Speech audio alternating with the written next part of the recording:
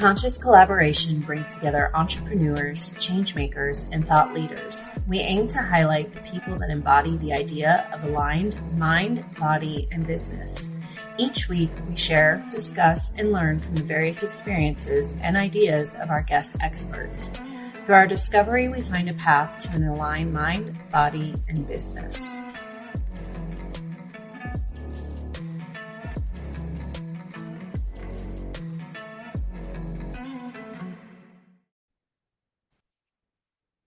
What up, y'all? This is Emily.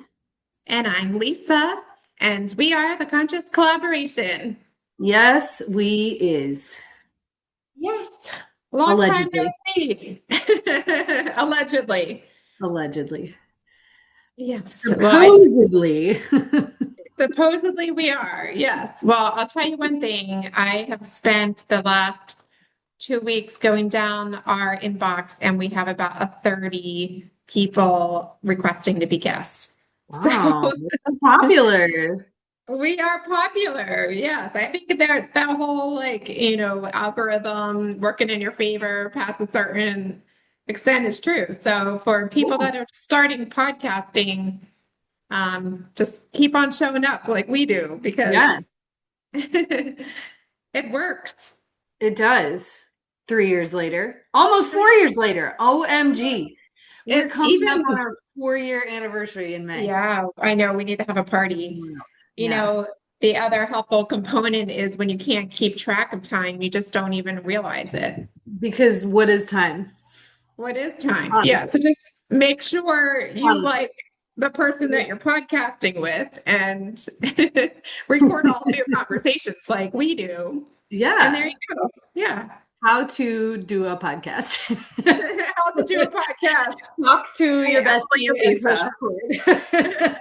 You show up every week, press record. That's the episode. Make friends. So yeah, pretty good. But I've been keeping in touch with a lot of the guests that we've had previously, though. So if you've been on before, don't be concerned when I give you a call, because I've been checking up on everyone. Adrienne, I saw at the TV studio last week. She's been, Sandy as well. Yeah. Throwback. Yes. And Lisa was absent being fancy last week, our typical recording day. So what were you doing there, fancy pantsy? I am doing morning show segments about Feng Shui, which I'm really excited about because they invited me and I love to be invited. And it's really exciting to me that people are talking about the environment as a way to improve your life and have that be more mainstream. So, I think 2019, when I started professionally working in Feng Shui, I had a little bit of hesitation around there being like, oh, is this going to be too woo of a topic? I don't know if I ever even experienced any hesitation around Feng Shui, so I love it. I think it's great that it's become it's trending again like it did in the 70s. People are like, okay, what else can I do to improve my life? Because there's so much noise going on in the world and my environment. That's one thing I can control besides my mindset and my body. I mean, our body is a vessel that we live in as well, too. But what else is within our controls to help improve our lives? And it's that environment component. And so I'm going back. I'm returning to the studio next week. And the producers are the ones coming up with the topics, not me. And they just happen to line up with all of my mission in working. And that's, I don't know if they're going through my content or not, but it makes it really super easy. So we've been talking about how to create the spaces around us to align with who we're becoming, not with who we are right in this moment, but who we're becoming. And I think that needs to be talked about more. That's a piece of that's the backbone, in my opinion, of Right, manifestation. right, Is being it exactly. before it's there. Yeah, it's like, how can you create something, bring it from your dreams or the ethers or wherever this ethereal world is that you're envisioning something? How can you bring that into your reality and lived experience when it's something maybe you've never lived before? And when you can do that, things really do start to click. Um, I really Well, believe that's, I mean, that's happened for me.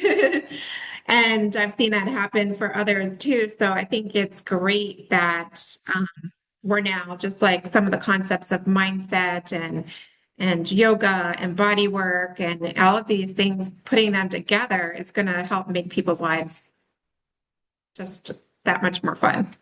yeah. Well, why Yeah. don't we make that the essence of our check-in question today?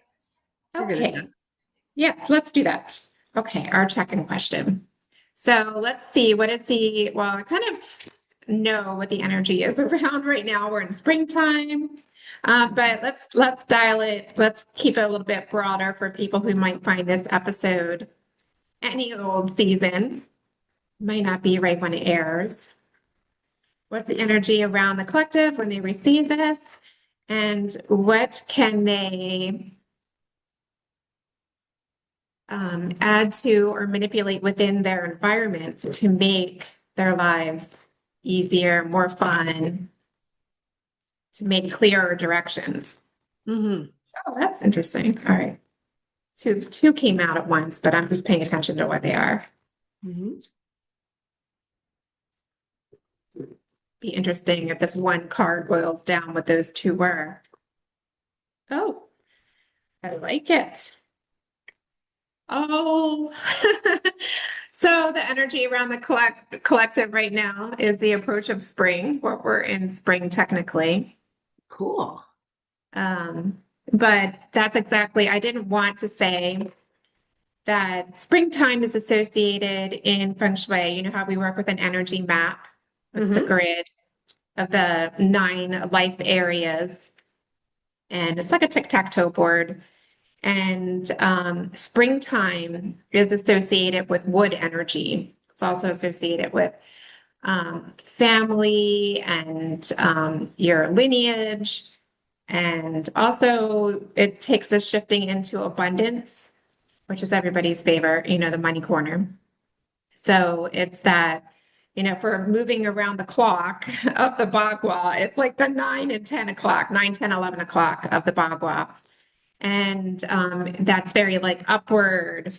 So like you see these trees here, it's like reaching high. It's upward, it's fast moving, it's very young. So when in winter we were very yin, very quiet, subtle. We were also planting seeds that we wanted to see spring about right now.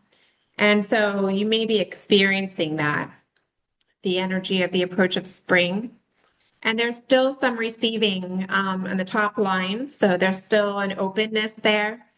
And that's kind of been the theme that I wanted to bring into 2026 is the art of receiving.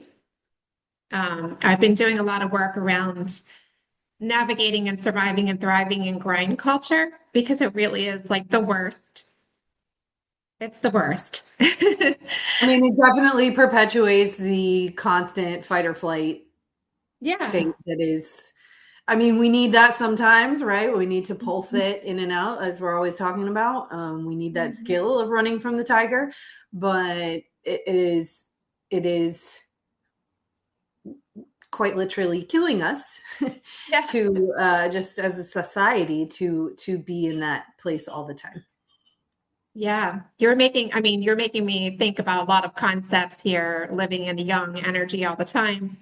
If you relate it back to body work, training, sports, just in a lifestyle too. I just watched this video blog or vlog or vlog or whatever they're called, where a girl was talking about every time she traveled to a European country from the US, she would be in Europe for a couple days and immediately like shed a bunch of weight. Yeah. And she was studying, like she kept doing it. And she was like, why? And she would bring the foods from Europe back to the US to try to recreate it here. And she couldn't. It And wasn't the food, it was the body, I the think nervous it's the system. mind, I think it's the nervous system. It's just, I Well, mean, and it affects also the way it food. literally, I mean, it is the food. Like, okay, it is the food too. That is important. But let me not she's healthy like us. Like notate she's a say whole that, food. Yeah. but the way that your body processes food is literally Mhm. different depending on which part of the nervous system you're currently in. And what do most of us do day after day after day but Mhm. eat in that stress state, which is the Yeah. worst possible state. Your blood, your body is preparing is to run from the tiger. You're So right. digestion doesn't matter at that point. Your blood is being shunted away from your digestive system and into those areas that would be more important in running from the tiger. So if you're not actually running from the tiger and you're eating food, like, your body is not even in a place to digest the food. The parasympathetic nervous system, the little moniker is rest and digest. Hmm. Yeah, and I think that like that really stuck with me, and that's coming to mind to me in this energy. Um, we need to feel anchored in and safe in a place to be able to grow and reach high as a tree, if you think of us as a tree. And I think like where you're saying too is an extension of this is being in this fight or flight all the time. We're not able to nurture our foundations as well to be able to weather little bits of stressors or wind, as I'll say, like wind or seasons. So all of these things are coming to mind to me. It's a story of earth above and lake below. And I bet this will reinforce once I start reading the message of the I Ching, what we're talking about. And then moving the future energy, I'll just tip on is affluence. Ooh, I like that one. Yeah, that's It the looks like a little, tattoo. we called it a squid something, third eye fire squid. I don't remember. Third eye fire squid. Yeah, it's interesting. It's a cool graphic. So there's like, the pyramid up high and a pyramid below, fire above and sky below. A lot of duality. Also, like Mhm. that eye kind of looks like, if you look at it, like it kind of has roots. Mhm, mhm, mhm.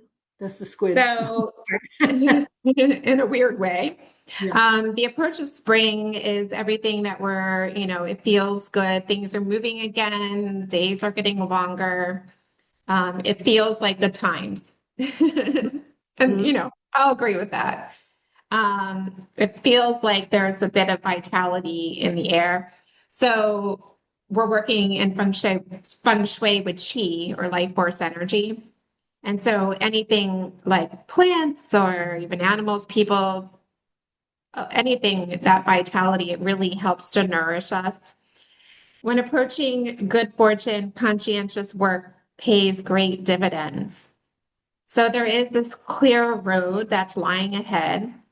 That's the sense that we get. And the seeds that have been lying dormant are ready to bloom. So this is a time to be young energy. It's a time to be acting. It's, okay, pay attention. If you can reflect back on all these little seeds that you've been planting, and this isn't the time to like watch them. We're asking to be integrated or to reacting or bring this into the physical world. So, for Fertilizer. example, yes, yeah. I mean, for example, like at the beginning of the year, I invited in speaking opportunities. Mm. And so now they're coming at me, a lot of them. Mhm. I'm receiving them. I have to change the way I do things, but I can't just sit there and watch them. I have to touch them. I have to react to them. Mhm, mhm, This is mhm. the time to integrate them into your life. So if those types of things have been happening in your life, um, it's the time. It's not going to last forever. So make those adjustments. Preparing in doing so, you're preparing for less fertile times because we know that's coming in the seasons of life. That's coming. Like I said, lots of receptivity at the top and some really strong inner and interpersonal energy there. So relying on your inner work and also your collaborations. And top line guidance, and sometimes it's caution, says when a sage returns from seclusion to re-enter the day-to-day world, good fortune falls on those they teach and help. Seek objective advice from those you respect, particularly those who have not been caught up in your worldly affairs. Their perceptions may provide you with fresh new perspective. It's a season of new relationships. In the bounty of good time, new bonds are formed effortlessly. Relationships born in spring can serve well to warm us in the following autumn and winter. We still have a few seasons to come, but pay attention. I like that it's talking about looking for guidance from someone that's not caught up in the minutia of what you're doing, your daily life. Like they don't have that. They're not getting pulled into your story if you're feeling a little bit of that fight or flight, or you're being chased by a tiger. They don't know that, but so that's a great resource to find, whether that be a score mentor if you're a business owner or someone in your field. But look for that outside perspective. That's top line guidance, and that will really help you.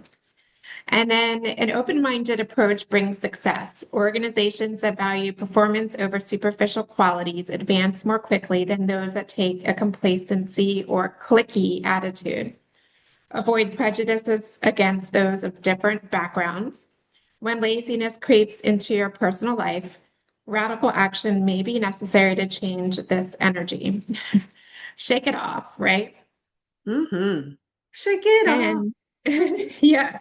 I'm not even a Swiftie, but that was my jam.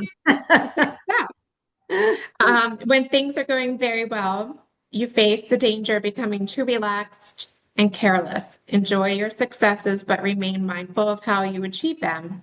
There is a natural tendency to feel carefree once you are ahead, but the great players keep challenging themselves until the end of the game.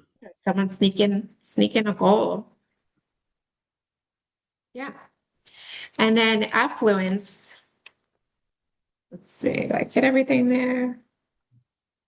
Yeah, I did. And then affluence, your favorite image. Hexagram 14, fire above and sky below, if you're playing along at home. Supreme success is in the future. At the Conscious Collaboration Podcast, we are proud affiliates of Atapa medical-grade red light therapy devices. Red light therapy boasts a long list of clinically proven benefits, many that I and many of my clients have experienced firsthand. You can be sure that you'll be able to train harder, recover faster, and sleep better with Atapa red light therapy. Visit myatapa.com, myatapa.com, or use the link in our Instagram bio to shop with the code COLLAB15, that's COLLAB 15, for a discount on your device. Remember Beavis and Butthead? Yeah. Yes, I do. Sorry. Yeah. That was the character that decided to make an appearance. As you were. Podcasting with a Gemini. You never know who's going to be on the other end. Could be Beavis and Butthead. Oh no, one of my personalities was Beavis. Oh yeah, Beavis was that one. Yeah. So right around the corner, supreme success. And with this great power and abundance that you're going to be experiencing, be careful. Along with any accumulation of wealth or influence can come an increase of pride or arrogance. Fight this tendency if you want your good fortune to continue. Stay attentive enough to manage your affairs well. And remember that while prosperity beats the alternative, it is only one element of a very satisfying life.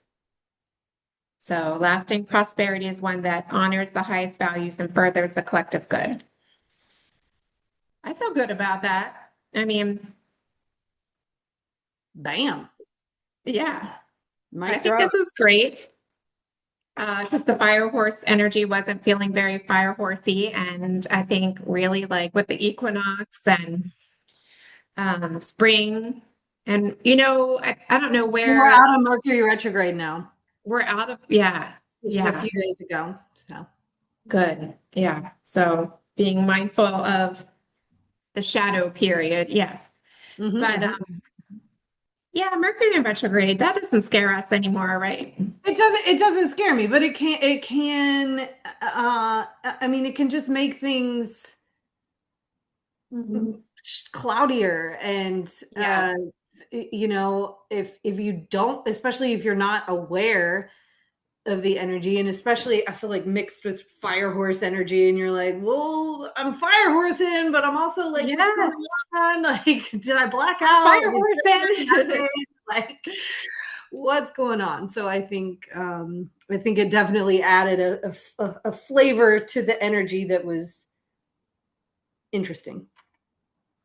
Yeah, I agree. I had to do a lot of contracts during Mercury in retrograde and was a little hesitant of that. And you have to be careful about communications when you Yep. have a lot of projects going on. Just have to be And really those are, intentional about it. yeah, those are the things that keep me up at night, especially during Mercury in retrograde, because I like to be like, fast communicator. And it's really important to remember not everyone can read your mind. So you have to be very explicit in what you're talking about. Um, you know, one good example of how to approach that is as I prepare for these TV segments is like the backing up the concept with visuals to reinforce. So as we're exiting the shadow period of Mercury in retrograde, take those with you just to prepare for the next one. Although I think it should be a while. I guess we're like all in planetary alignment right now. Yay, we'll take it. And I think what we were talking about a few episodes back that we noticed from Steve and a couple other tarot energy readers that we've been listening to is that May is supposed to be just bonkers. Oh, birthday month. Let's go. Birthday month. It's going to be bonkers for Gemini. It's right. Well, for everybody. So that's when real significant change is going to happen. And I'm ready for it. That's probably aligned with Uranus and Gemini is what that's about. Oh, what is that energy? That's a big one. Big change, big Gemini style change, so it can feel chaotic. But For us, it's intelligent probably at the going to same feel time. right at home. Yeah. But, it's not, I mean, unless like, what is your perspective on change? Do you have a negative perspective or a fear of change? If so, then you probably ought to take the month of April to kind of get that sorted out. Because it's coming. Yeah. It's coming. So get your foundations in order. Yeah. Yes. Embrace. So what do you think about as we close out this energy check-in and we hit on a bunch of alignment topics in terms of working with your space and your mindset and your body? What are some takeaways or small changes that we can suggest based on that reading? Well, I think that what I took from it, especially based on what we were talking about in the beginning in relation to your environment, is to create an environment that promotes that relaxation, that parasympathetic nervous system response, so that you are, in a place where you can then fertilize the, all the newness, and where you can recover and restore and recharge so that you have the energy and the vitality to navigate all the all the newness and all the upcoming change and chaos with ease and grace. Yeah, I think that's really perfect. I'll add to that. Have a little small reflection on what seeds you might have planted earlier in this year. And where are you seeing these indications of that showing up? So you know what you need to be nurturing. I don't think that we get so distracted that I think a lot of us forget, like, oh, this is exactly what I planted.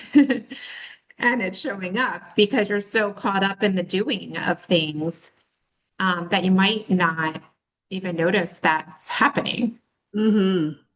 So I would pay attention to that. And also, I think, in this energy, no matter when you find this episode, but in this energy, take a scan of your environment and look for areas around you that feel stuck or stagnant or something that you can't even look at and that you need to ignore. And then do what you can to make it more inviting. Take out your garbage. Remember that episode? Take out your garbage. I'm obsessed with taking out my garbage. My kids are too. But yeah, start there, certainly. Yeah. Oh, that was a good memory. All right. Weird. That's all I have to say about that. Weird things that we've said today. All right. Yes.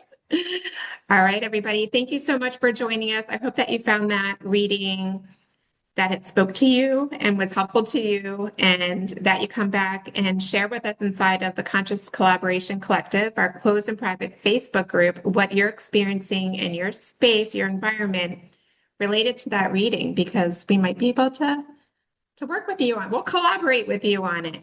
Mm-hmm. All right, guys. Talk to you. Bye. Bye, guys.